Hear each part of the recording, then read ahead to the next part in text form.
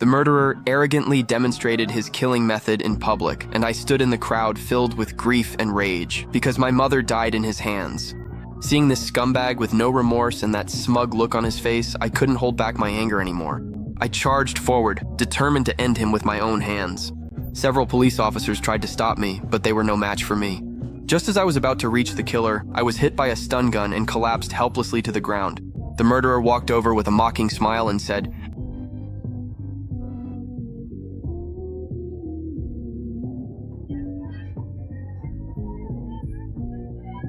Watching all this from the crowd, John froze.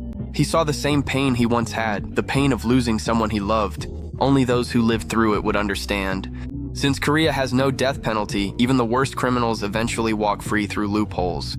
No matter how heartbroken the families are, all they can do is silently endure their loss. So John spent 20 years building a revenge base, created specifically to punish those who escaped the law. He named the team the Revenge Taxi. The members included Lisa, the hacking expert, Mark and Jim, the mechanics, and John, the mastermind behind it all. Now they only needed one thing, a highly skilled driver. After seeing my skills earlier that day, John was instantly interested. That night, he pulled up my records. Turned out, I was a retired Special Forces soldier. Exactly the kind of talent the team needed. After learning my background, John approached me without hesitation and handed me a taxi driver's card, inviting me to join the Revenge Taxi and bring justice to those above the law. At that moment, I was burning with anger from being unable to avenge my mother, so I agreed right away. My first mission was a rapist who should have received life in prison, but walked free by claiming mental illness. The crowd protested with signs, but nothing changed, so they threw garbage at him in frustration. That only provoked his true nature.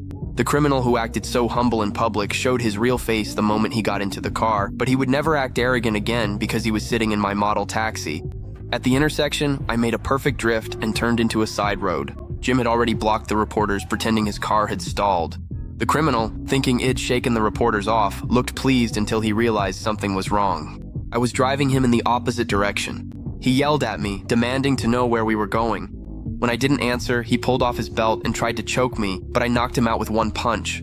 Too scared to get close, he resorted to kicking the seat. I pulled out a tranquilizer dart and jabbed it into his body. Then I drove into a tunnel. Up ahead, another taxi appeared. I hit the booster, sped past it, and made a sharp drift to line up beside it. I handed the criminal's ankle monitor and luggage to John, then pulled into the tunnel service area. Mark moved quickly, peeling off the car decals, removing the taxi light. I hit a switch inside. The emblems folded away and the license plate flipped.